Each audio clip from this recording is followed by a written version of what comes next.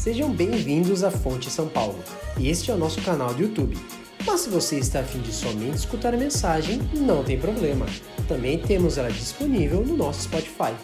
O link está na descrição do vídeo.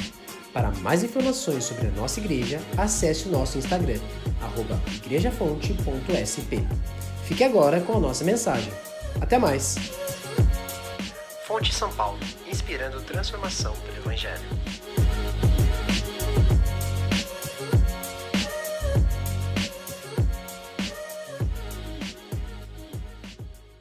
Bom dia. Para você que nos visita, é um privilégio ter você aqui com a gente. Espero que você se sinta em casa. Para você que nos assiste também online, é muito bom tê-lo aqui conosco, acompanhando a nossa igreja. E queria te dizer também que assim que possível vai ser um privilégio ter você aqui presente com a gente também. Para você que não me conhece, meu nome é Andrei. Eu sou casado com a Bárbara, sou o pai da Mel, que inclusive hoje faz 10 meses. Se você ainda não a viu louvando assim, cantando, esticando o bracinho, provavelmente você vai ter oportunidade também. Faço parte do presbitério aqui da Fonte e hoje vou ser responsável por trazer a nossa mensagem. A gente vai continuar estudando o Salmo e hoje nós vamos ler o Salmo 27.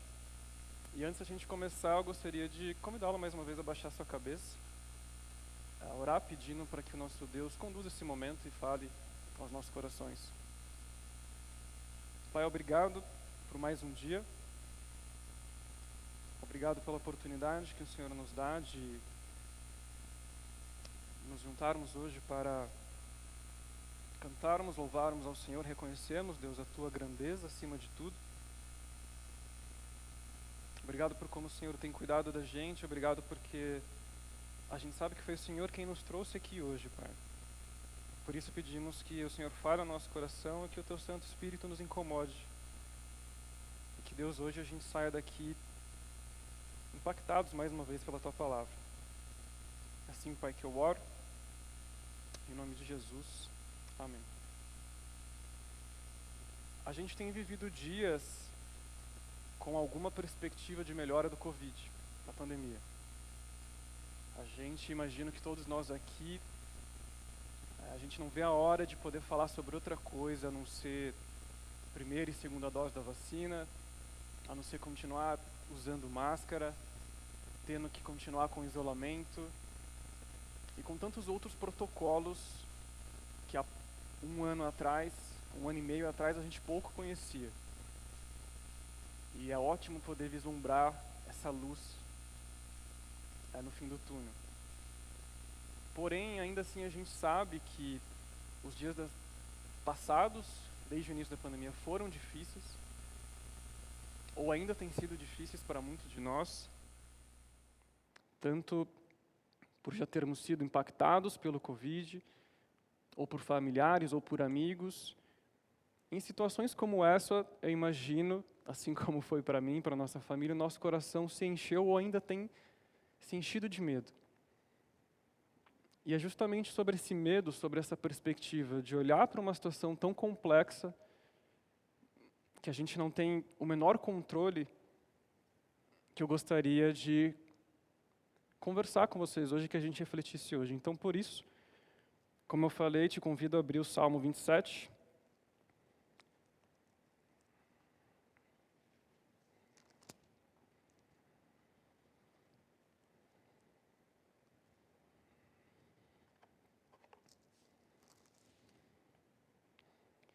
E antes de começar a ler o propriamente dito, eu gostaria de apresentar alguns dados que eu encontrei fazendo algumas pesquisas com relação ao medo.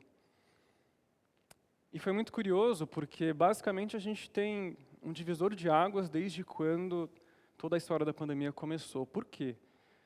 Antes da pandemia, os medos que as pessoas sentiam, eles eram, ao nosso ver hoje, parece que menos intensos. Então a gente podia encontrar um medo de altura, um medo de ficar em um lugar fechado, um medo de alguma coisa imprevisível que poderia acontecer ao nosso corpo, também alguma doença que a gente desconhece. Medos que estariam também relacionados com a situação econômica, com talvez uma perda de emprego, algo na área de relacionamentos, ou até mesmo falar em público. Medos que parece que hoje, por tudo aquilo que a gente já passou, por tão intenso que tem sido esse período, parece que não faz tanto sentido, parece que não é tão grave, quanto que se a gente olhar para o que as pesquisas dizem a respeito dos nossos medos hoje, eles estão relacionados a perder alguém próximo, ser impactado também pela doença, pelo Covid, de alguma maneira as turbulências econômicas, as turbulências políticas que o nosso país tem sofrido durante esse 1 ano e meio. E é muito interessante que começou a aparecer também um medo de conseguir manter o equilíbrio mental pela forma que uma doença que a gente não sabe direito como funciona, não sabe direito como lidar, e que as nossas relações transformaram radicalmente. O trabalho, de repente, entrou para dentro de casa de uma forma muito intensa e que ninguém sabe direito quando ele começa e quando ele termina.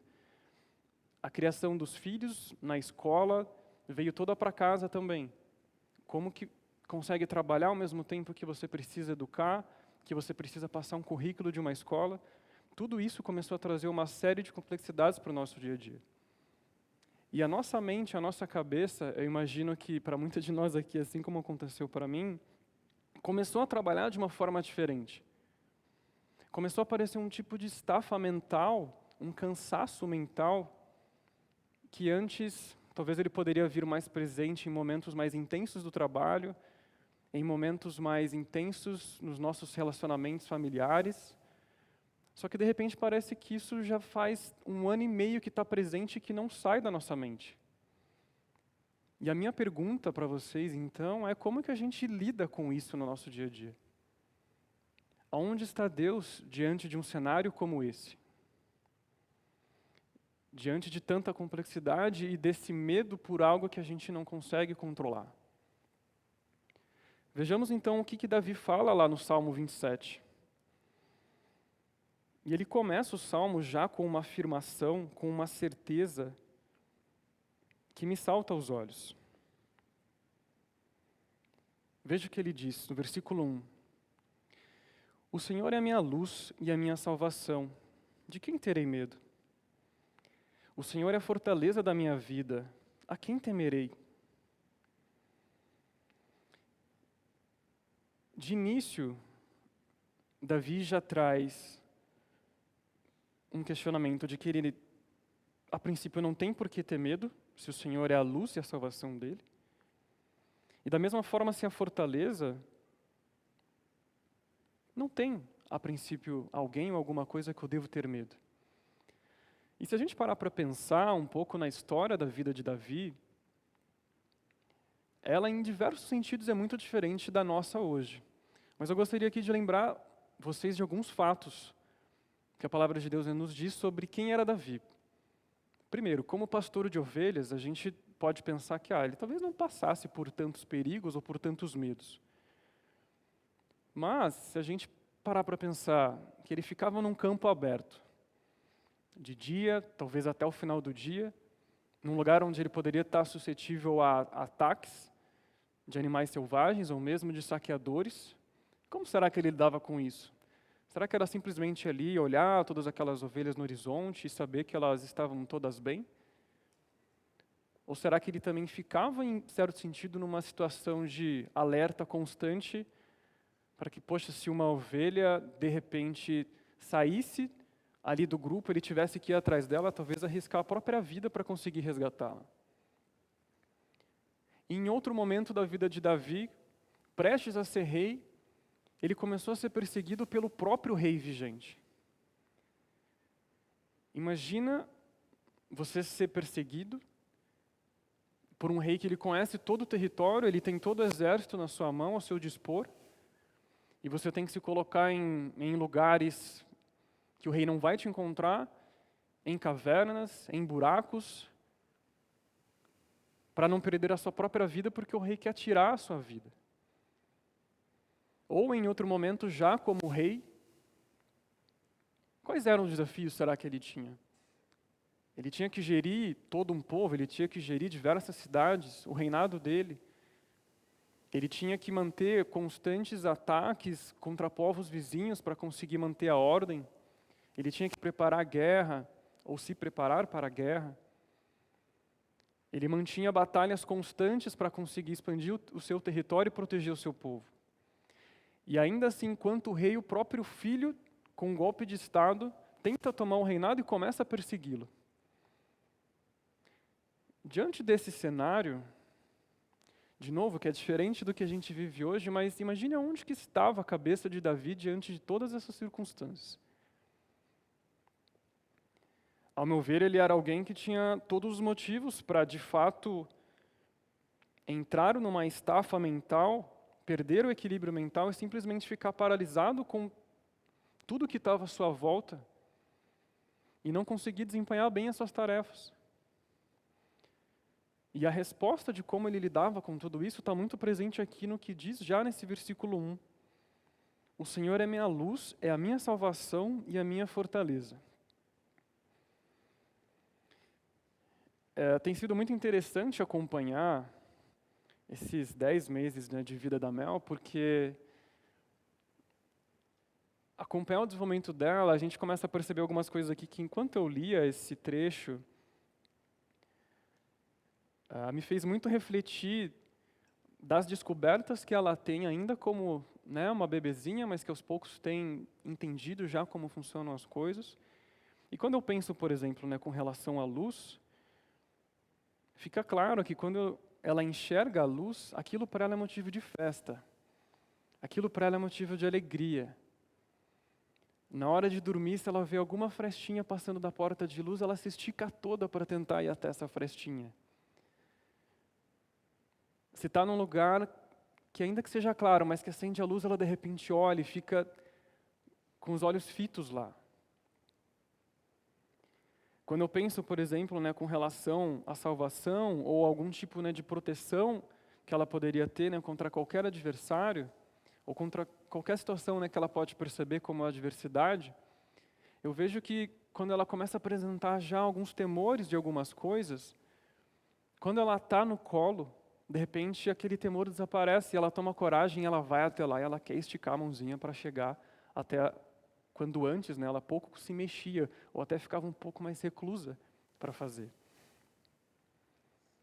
E com relação à fortaleza, agora que aos poucos que ela tem começado a andar, tem começado a se apoiar em tudo que é lugar para conseguir ficar de pé, de repente ela escorrega.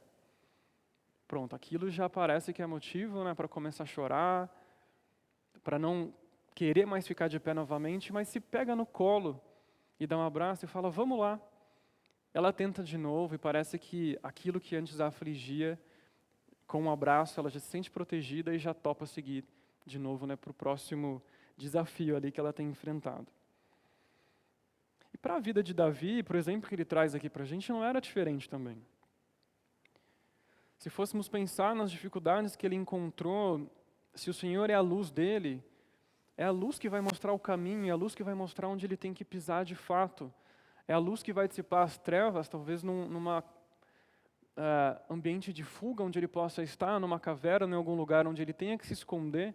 Se ele não tiver nenhum feixe de luz, nada que ele possa utilizar para conseguir andar, ele também vai ficar paralisado. É a salvação porque Davi reconhece que contra qualquer adversário que ele possa entender, o próprio Deus é o protetor dele. E da mesma forma é a fortaleza, porque independente de novo dos ataques que ele possa sofrer, ele vai estar bem protegido nos braços do próprio Deus. E é muito interessante como Davi coloca isso em prática e como que essa confiança dele, ela não fica meramente por palavras. Te convido agora a olhar os versículos 2 e 3 do Salmo 27. O que ele relata? Quando malfeitores me sobrevêm para me destruir, meus opressores e inimigos, eles é que tropeçam e caem. Ainda que um exército se acampe contra mim, não se atemorizará o meu coração, e se estourar contra a minha guerra, ainda assim terei confiança. Vejam que interessante como Davi tinha claro para ele que ainda que malfeitores me sobrevêm, meus opressores e inimigos, eles é que tropeçam e caem. Ele tinha essa certeza.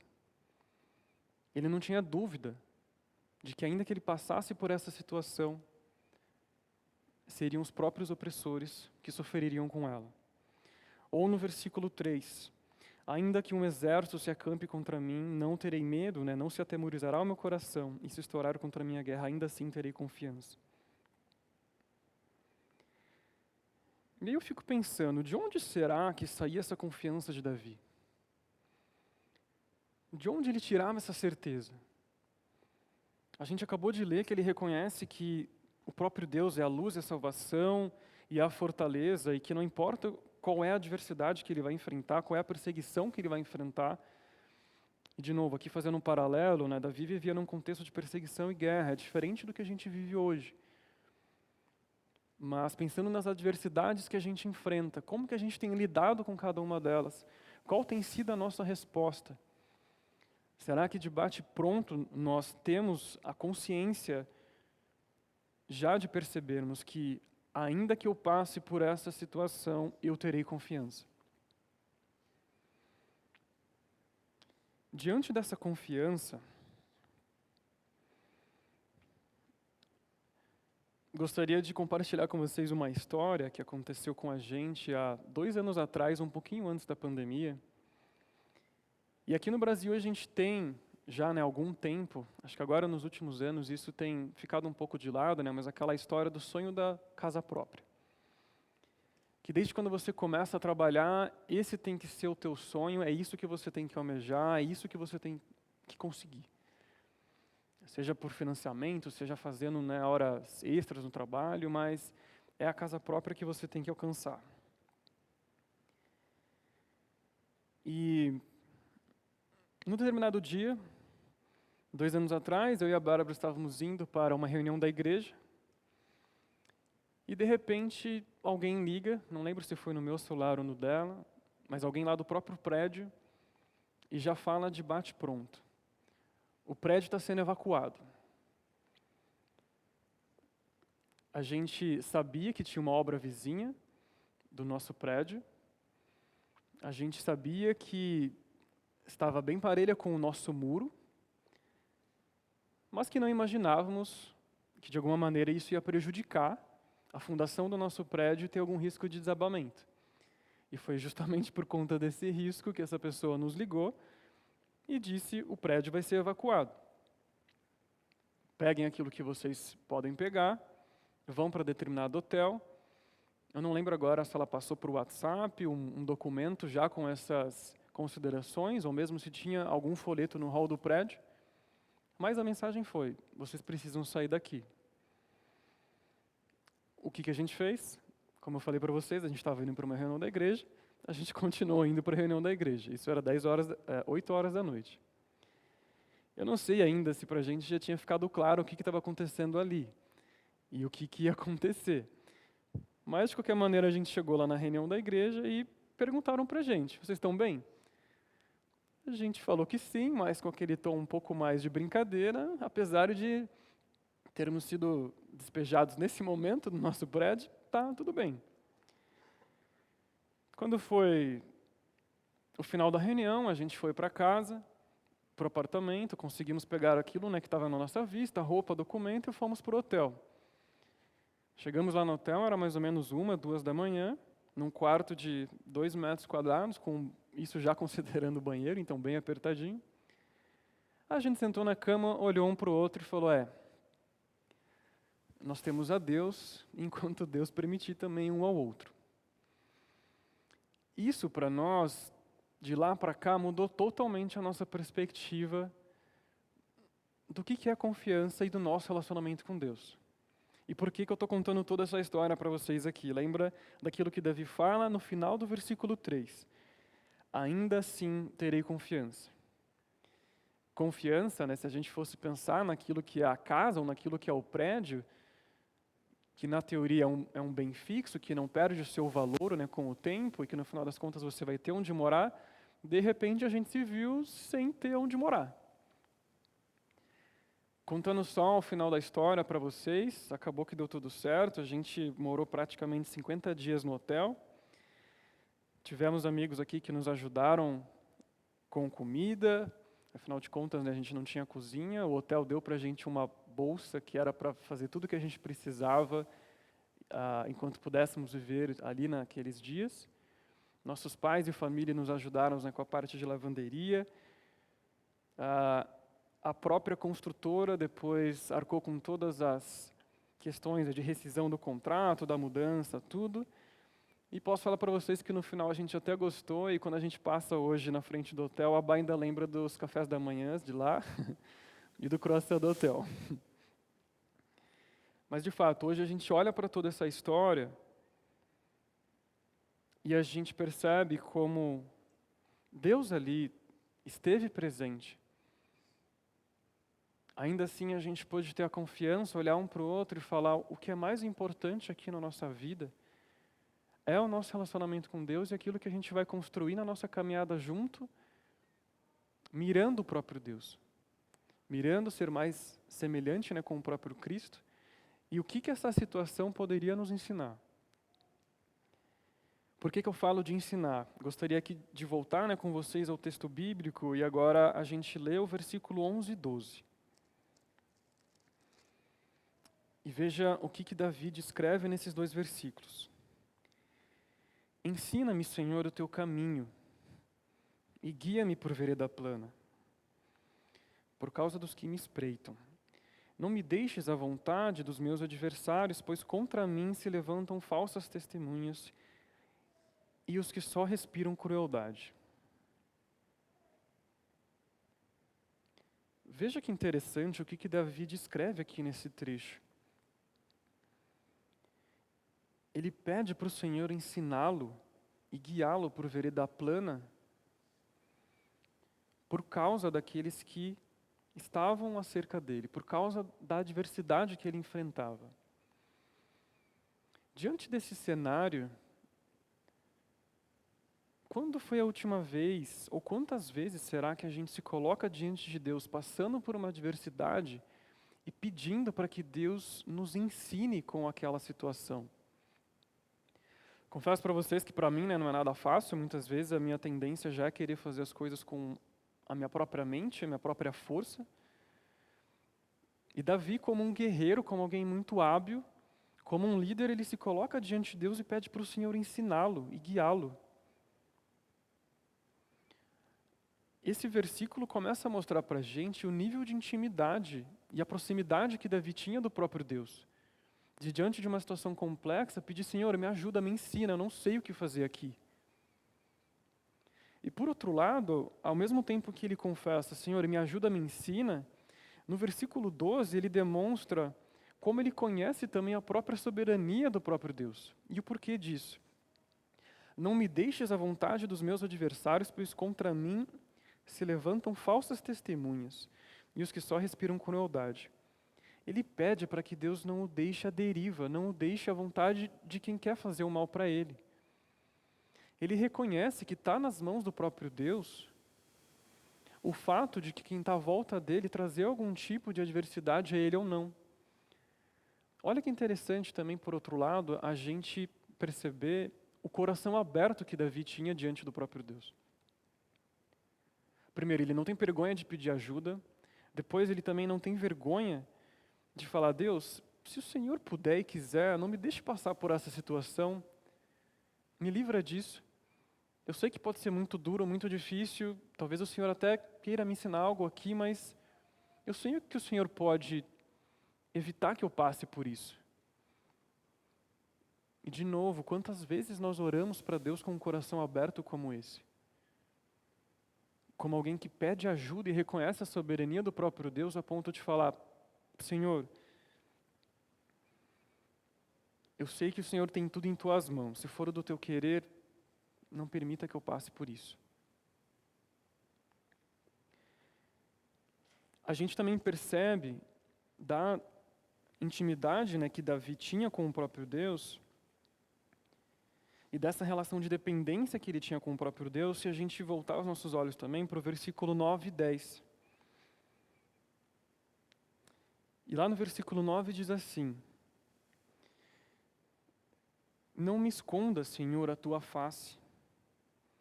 Não rejeites com ira o teu servo, tu és o meu auxílio.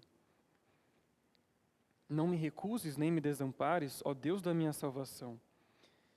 Porque se meu pai e minha mãe me desampararem, o Senhor me acolherá. A gente acabou de ler, né, nos versículos 11 e 12, como Davi reconhece a ajuda que ele pode ter do próprio Deus e a soberania do próprio Deus de evitar que Davi passe por situações adversas. E agora, Davi, com o coração aberto mais uma vez, ele clama: Senhor, não me escondas a tua face. Não rejeites com ira o teu servo. Tu és o meu auxílio, não me recuses nem me desampares, porque se meu pai e minha mãe me desampararem, o Senhor me acolherá. Mais uma vez, ele demonstra aqui um motivo de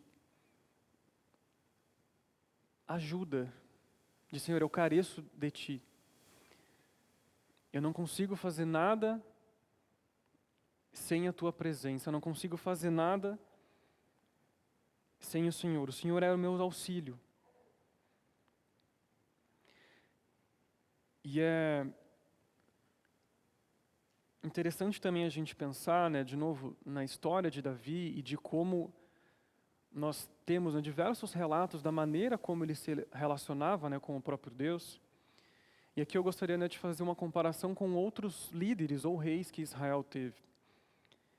O porquê disso, né? A gente teve alguns exemplos, né, em relatos bíblicos de líderes que o povo teve, que tomaram decisões simplesmente por circunstâncias, não consultaram a Deus antes de que seja atacar um povo ou que seja poder entender qual que é a melhor decisão que poderia ter sido tomada diante de alguma situação mais complexa.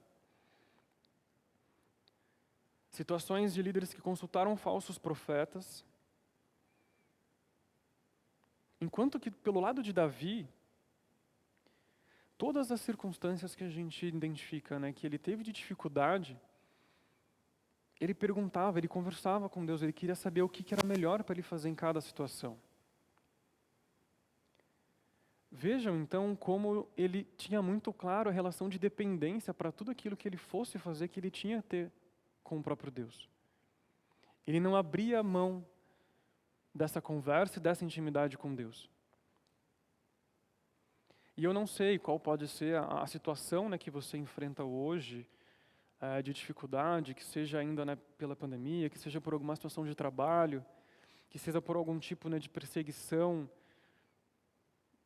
tanto na vizinhança, tanto numa relação também de trabalho, num contexto acadêmico, enfim, o que for.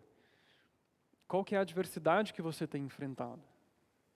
O fato é que a gente percebe,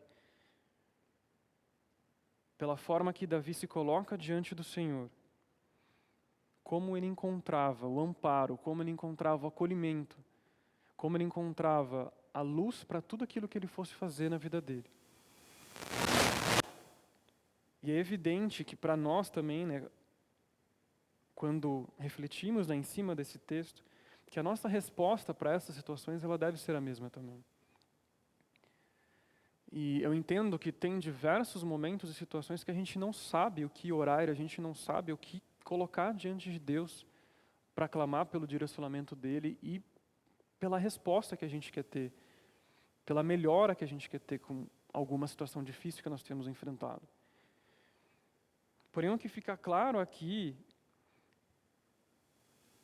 é que, mais uma vez, Davi não tem medo de abrir o seu coração e falar: Senhor, não se afasta de mim, não esconda a tua face. Inclusive, se a gente for perceber para o momento mais difícil que Davi teve, quando ele peca, ele reconhece, ele se volta para Deus, ele confessa o pecado e ele pede: Senhor, não se afasta de mim. Não são situações fáceis, não são situações que eu imagino, né, que Davi tenha tido orgulho de ter passado, né? Até porque quando se confessa, né, o pecado da forma que ele demonstrou, fica evidente que ele estava se humilhando, que ele estava se colocando diante de Deus com o coração aberto. Mas que, de novo, mais uma vez, Davi reconhecia essa situação, essa relação, desculpa, de dependência que ele tinha com o próprio Deus.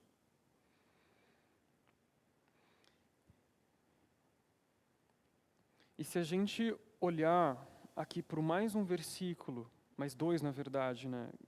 Eu pedi para você ir lá para o versículo 13 e 14.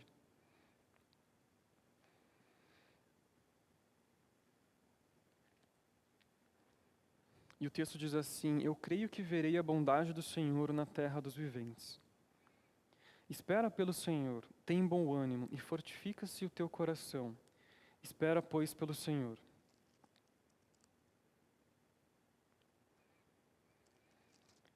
Vejam mais uma vez a confiança e a certeza que Davi apresenta aqui no versículo 13. Eu creio que verei a bondade do Senhor. E de novo, no versículo 14, espera pelo Senhor, tem bom ânimo, fortifique-se o teu coração, espera, pois, pelo Senhor. De onde será, de novo, que Davi trazia essa afirmação tão forte de confiança? A gente já viu que ele buscou por refúgio, por ensino, que ele buscou por abrigo, que ele pediu para Deus não se esconder dele. Mas será que tinha alguma outra coisa que faz parte aqui, né, dessa relação que Davi mantinha com Deus, que trazia essa certeza para ele? Será que Davi não tinha dúvida que em algum momento ele poderia orar e Deus não escutar a sua oração? Pelo menos eu já passei por algumas situações assim, de me colocar diante de Deus e, Senhor, o Senhor sabe mesmo que eu estou passando? Já faz tempo que eu tenho orado por isso e parece que eu não tenho tido nenhuma resposta sua de oração. Quanto tempo mais o Senhor espera que eu continue a orar e a me colocar diante do Senhor dessa forma?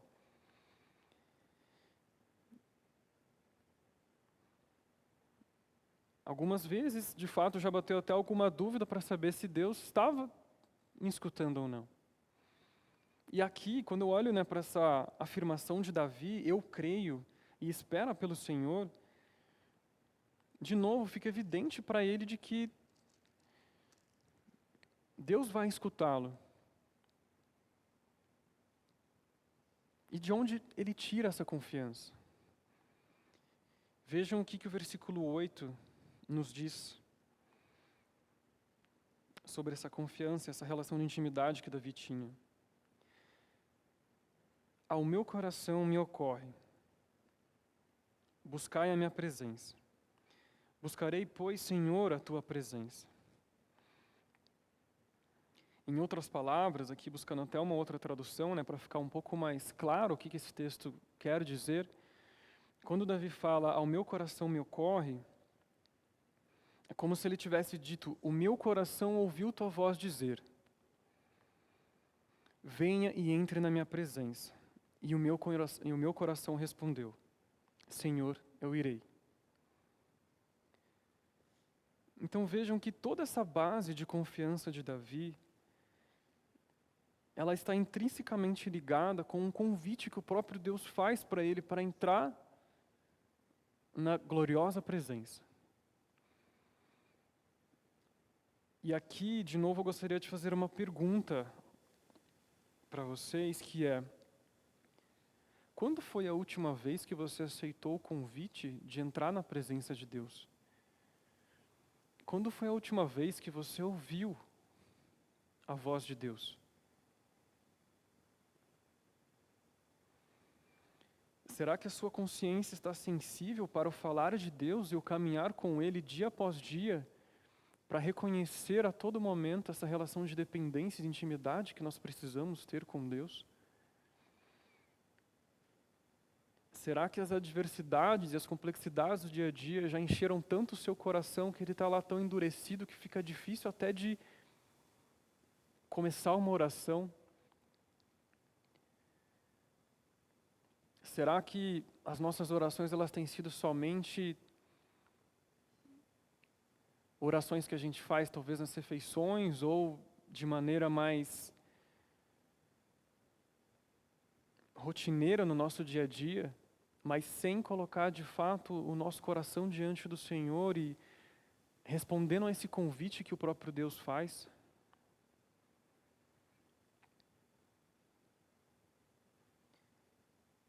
Indo para a nossa conclusão, olha que interessante o que Davi fala no versículo 4. Uma coisa peço ao Senhor e a buscarei, que eu possa morar na casa do Senhor todos os dias da minha vida para contemplar a beleza do Senhor e meditar no seu templo. Davi expressa um desejo profundo de estar na presença de Deus. Davi expressa um desejo profundo de contemplar a beleza de Deus. E parece esquisito, né? Porque contemplar a beleza de Deus em situações tão adversas como a que ele vivia, para situações onde ele poderia se encher de medo e esse medo paralisá-lo de forma completa e ele simplesmente não fazer mais nada. E aqui, ele recorre ao Senhor de novo,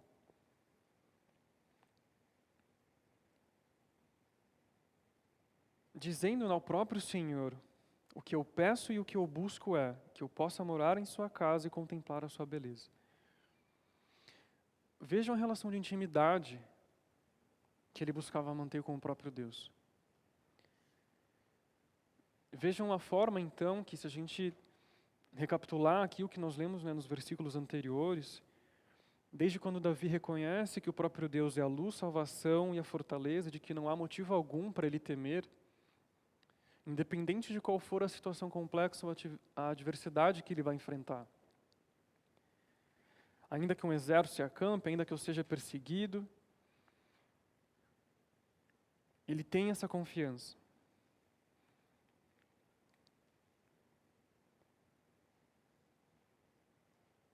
O que a gente pode então aprender com esse relato, né, desse salmo, com essa oração? E aqui de forma mais prática, como um bom discípulo, eu gostaria de trazer 3 aplicações. Se você já ouviu isso aqui alguma outra vez, provavelmente você vai entender o porquê dessas 3 aplicações. Mas vamos lá. Primeiro, o que o salmista aqui nos ensina? Que nós devemos confiar, depender e buscar a presença de Deus. Por quê? Porque dessa forma a gente vai conseguir contemplar a beleza do Senhor na mais complexa situação, na situação mais adversa, a fim de que o medo não encha o nosso coração, a fim de que a ansiedade ou aquele temor que poderia surgir não encha o nosso coração e a gente não seja tomado por isso. Segundo ponto, a melhor resposta para o medo é buscar a presença de Deus. Eu sei que está muito ligado com o primeiro, mas eu gostaria bastante de enfatizar isso, porque enquanto eu preparava até essa mensagem, foi um conforto mesmo para o meu coração e passar por situações onde essa estafa mental eu sentia que estava muito presente na minha vida.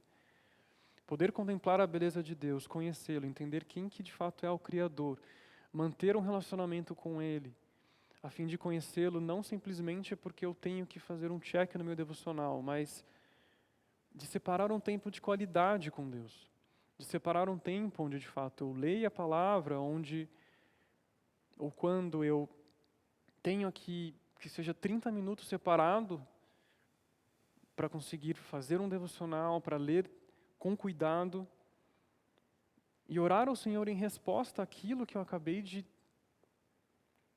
estudar, em resposta àquilo que eu acabei de entender, que a palavra pode me ensinar e confrontar o meu coração. Então, de novo, a melhor resposta para o medo é buscar a presença de Deus. E terceiro ponto, se a gente lembrar o que Jesus fala lá em Mateus 11, versículo 28.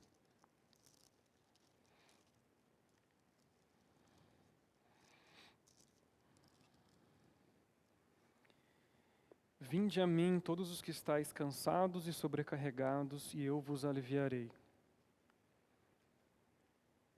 Tomai sobre vós o meu jugo e aprendei de mim, porque sou manso e humilde de coração, e achareis descanso para a vossa alma. Porque o meu jugo é suave e o meu fardo é leve. A gente não pode esquecer que Jesus faz, esse convite para nós de irmos até Ele quando estivermos cansados e sobrecarregados, e Ele nos dará descanso, e Ele vai nos aliviar esse fardo. A gente não pode esquecer que o próprio Jesus nos chama também para carregarmos a nossa cruz. O que significa que o alívio que Ele vai nos trazer não necessariamente é um alívio daquilo que a gente espera que aconteça. Mas uma vez que a gente está partilhando o mesmo jugo, uma vez que a gente está partilhando esse fardo junto com o próprio Jesus, aí sim esse fardo será aliviado. O convite que Jesus nos faz é muito parecido com o convite que o próprio Davi entende que Deus faz para ele. Entra na minha presença, vem até mim, vem me conhecer, vem caminhar comigo. Me deixa dividir o seu fardo, isso que você está carregando, esse medo, não precisa ser carregado sozinho.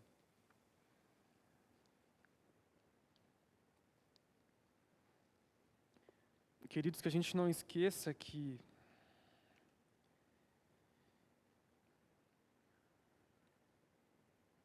o próprio Deus enviou Jesus em nosso lugar para os nossos pecados, com um ato de amor imensurável que a gente não consegue entender, para nos conceder vida, para nos conceder um relacionamento de novo com o próprio Deus. Que oração que Ele não vai conseguir escutar, que oração que Ele não terá acesso diante de tão grande amor. Que independente do medo ou da situação adversa que a gente vai enfrentar, que o nosso coração encontre alívio, encontre conforto, encontre alegria em contemplar a beleza de Deus, por estar na presença de Deus. Vamos orar? Abaixe sua cabeça. Fonte São Paulo, inspirando transformação pelo Evangelho.